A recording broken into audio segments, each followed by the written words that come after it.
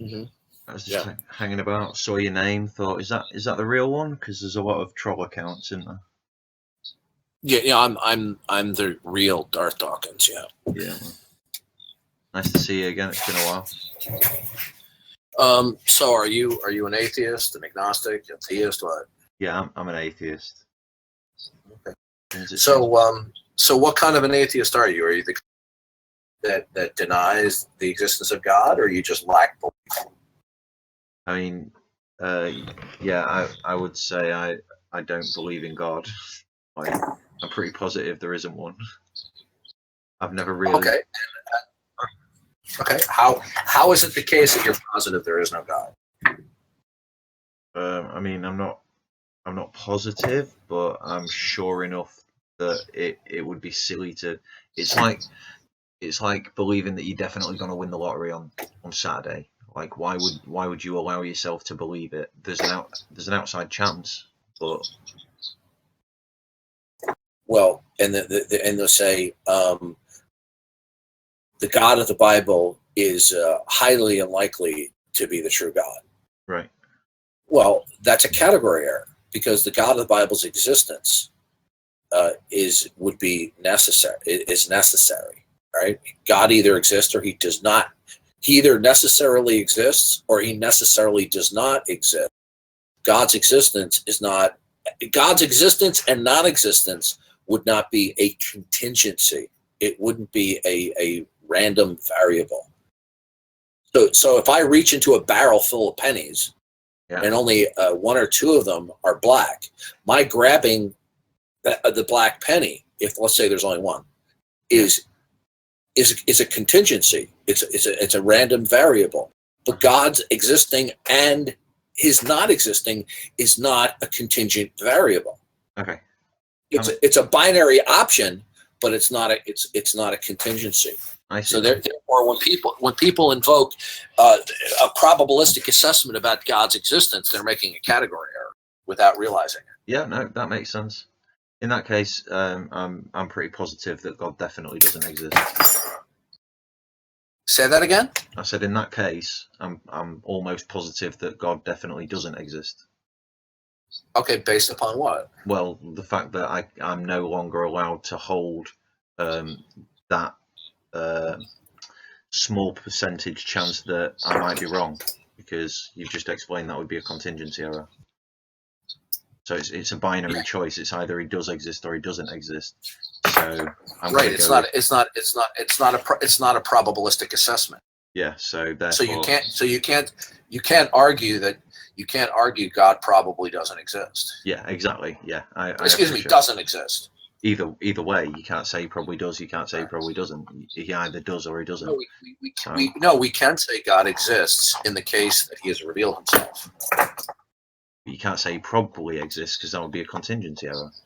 I didn't say probably. No, I did. I said we can say God exists in the case that he has revealed himself. Or we could say that he doesn't exist because there's no such thing.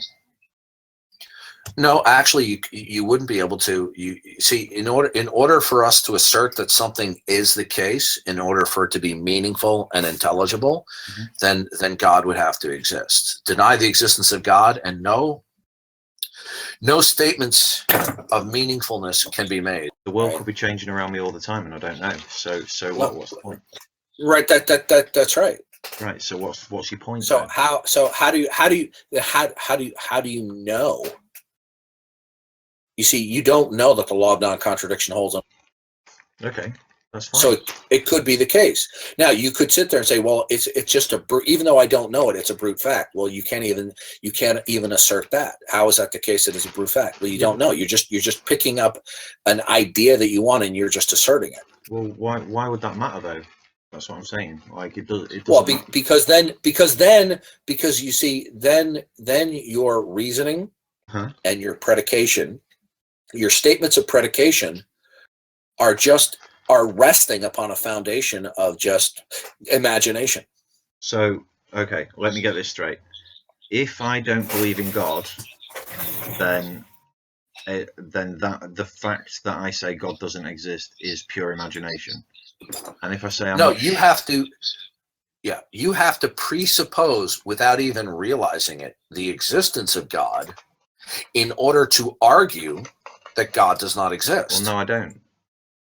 Yes, you do, and I'll explain to you why you do. Okay. It's because the existence of God is the necessary precondition for rationality and intelligibility.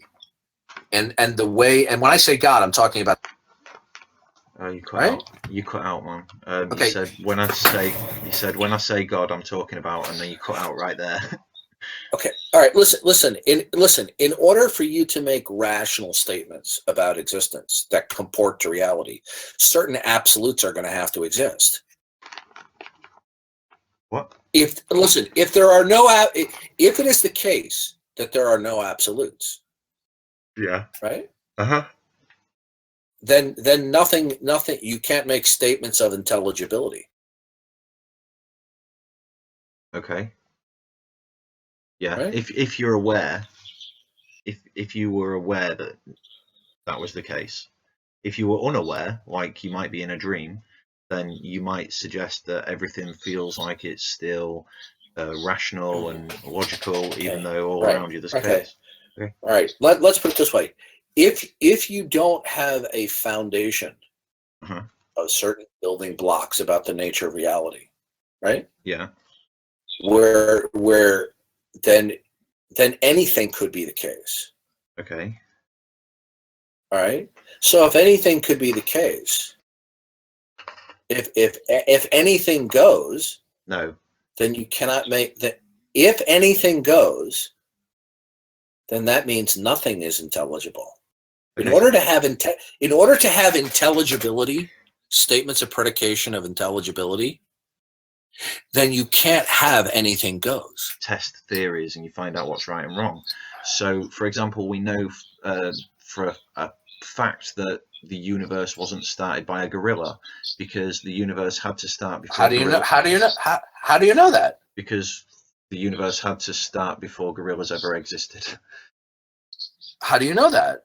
How do you know it wasn't how do you know it wasn't an eternal? Because we'd call it something else. We wouldn't define that as a gorilla. A gorilla is an animal that has a definition. The word gorilla is something that we humans have given meaning to.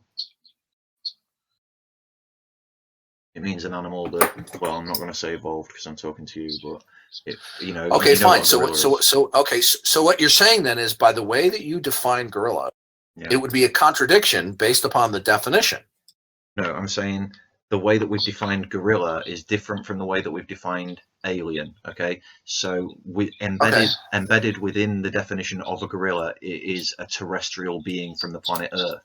The planet Earth did not exist before the creation of the universe. Okay, good. But here's the problem: is because when you say that, it would form a contradiction. Right. It was just an example. Okay, so in other words, we know that it could be a definition, right? But you know that because it can't be, because if it was, it would contradict the definition of gorilla. Yeah. Right. Yeah. Okay. Okay. Good. But that's presupposing that contradictions are always invalid. But my point was that that's an example that somebody could know. I'm not a scientist or an astrologist or whatever they are. No. So Are contradictions always invalid? I literally started my statement with a contradiction and I repeated it 3 times, assuming that it was valid. So I can't really say that they're always invalid. Well, therefore, you can't know that a gorilla didn't start the universe. No, you're right. I don't. I was using it as an example. I know that, but you can't even say, because the way in which we define gorillas, the definition of a gorilla would contradict the idea that a gorilla made it. But that's presupposing that contradictions can never exist. The point that I was making was obviously that you can't know anything until you've gone out and tested it and found out. You can't. Well, no, testing is an activity based upon an assumption that certain things are true, such as the uniformity of nature. Yeah. How is it the case that nature operates in a uniform way? I believe that they're called the three basic assumptions, aren't they? I forget what they actually are, but Okay, good. So in other words, reasoning is just, well, I assume that. Well, I've got to assume, for example, that I'm awake right now and that I'm talking to a real life person, and that I'm not. So in other words, all atheist reasoning is just they're conjecturing. But from my perspective, you do understand that it's the same for you. Yeah. Hold on a second. I'll be right back. Okay.